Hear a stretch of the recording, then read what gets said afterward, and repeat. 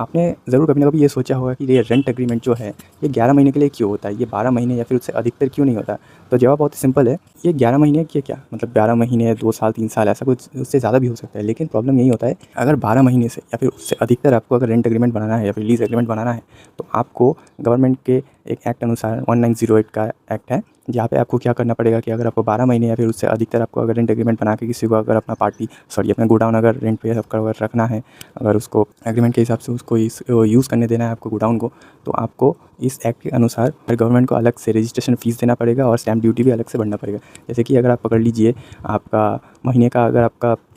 किराया आपको किसी पार्टी को अगर 10,000 देना है, तो उसका अगर जैसे कि 8% पकड़ लो, ये स्टेट वाइज़ आपका डिफरेंट होता है, कहीं पे 8% है, 5% है, 2% है। तो सोच लीजिएगा अगर आपका महीने का किराया 10,000 है, पार्टी को आपको 10,000 रुपये देना पड़ेगा, लेकिन उसका 8% आपका हो गया 800 रुपये। तो 800 रुपया जो है आपको वो गवर्नमेंट को अलग से रजिस्ट्रेशन फ़ीस या फिर स्टैम्प ड्यूटी के अनुसार आपको गवर्नमेंट को वो पे भी करना पड़ेगा। तो इसके लिए आपका अलग से खर्चा बढ़ गया। और बात ये भी खत्म नहीं होता, ये तो जैसे स्टेट वाइज़ आपका डिफरेंट हो गया, किसी का शायद 2% हो या फिर 8% हो, तो उससे शायद किसी को उसको लगे हाँ थोड़ा कम है तो बच गया। लेकिन इससे भी बढ़कर और भी कहानियाँ हैं, जिसमें कि आपको सिक्योरिटी डिपॉजिट के लिए या फिर सिक्योरिटी चार्जेस के लिए आपको 100 रुपये अलग से वो भरना पड़ेगा, और इसी का रजिस्ट्रेशन फ़ीस 1100 या फिर 1500 रुपये का पड़ता है, वो भी अलग से आपको वो भरवाना पड़ेगा। तो ऐसे करके आपका चार्जेस मिला के आपका मतलब एक्सपेंस बहुत ज़्यादा बढ़ जाता है। जैसे कि अगर आपको मैं रजिस्ट्रेशन फ़ीस या फिर स्टैम्प ड्यूटी का अलग से एग्जाम्पल दो, कि जैसे कि आपको 5 साल या फिर उससे कम का अगर किसी को रेंट देना है, तो आपको गवर्नमेंट को 2% उसका भुगतान करवाना पड़ेगा, या फिर 5 साल से उसका अधिक है तो उसका 3% आपको गवर्नमेंट को शेयर करना पड़ेगा। अगर 10 साल से ऊपर है तो उसका आपका 6% आपको गवर्नमेंट को शेयर करना पड़ेगा। इतने सारी चीज़ को अगर आपको गवर्नमेंट को देना पड़ता है, तो इस चीज़ को बाईपास करने के लिए इंडियन जुगाड़ जो निकला है, उसका क्या होता है कि हम 12 महीने का नहीं देंगे, क्योंकि 12 महीने के बाद से 12 महीने या फिर 12 महीने प्लस से अगर हम किसी को गोडाउन या फिर अपना शॉप या फिर रेंट वगैरह देते हैं, तो ही आपको इस एक्ट के अनुसार 190 एक्ट के अनुसार आपको इतने सारी चीज़ें रजिस्ट्रेशन टैक्स, स्टैम्प ड्यूटी वगैरह आपको भरना पड़ता है, सिक्योरिटी वगैरह चार्जेस आपको लगाना पड़ता है, और उसके बाद गवर्नमेंट को पे करके उसके बाद जो बचता है वो आपका प्रॉफिट बनता है।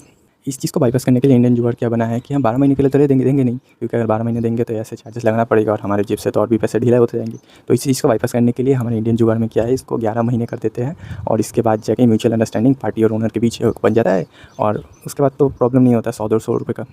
एक बॉन्ड पेपर लिखा होता है, उस पे आपका जो डिटेल्स है, एड्रेस, किराया वगैरह, साइज़ टाइप, गोडाउन में क्या क्या रखना है, और एग्रीमेंट के हिसाब से आपके क्या क्या क्लॉजेस है, आप क्या क्या करने देंगे, क्या क्या करने नहीं देंगे, आपके एग्रीमेंट के वाइज आप वहाँ पे क्या क्या करने नहीं दे सकते। अगर आपको कहीं पे कुछ आपका गड़बड़ हो गया तो उसका भुगतान आपको किसको करना पड़ेगा, आप खुद करेंगे या फिर आपको पार्टी को करना पड़ेगा। तो ये सब काफ़ी तरह की चीज़ें हैं जो एग्रीमेंट में आप मेंशन कर सकते हैं। तो उसका अलग से आप 100-150 रुपये का बॉन्ड पेपर बना के उसका नोटराइज़ करवा के और उसका एडवोकेट से एक आप एग्रीमेंट बना के आराम से उसको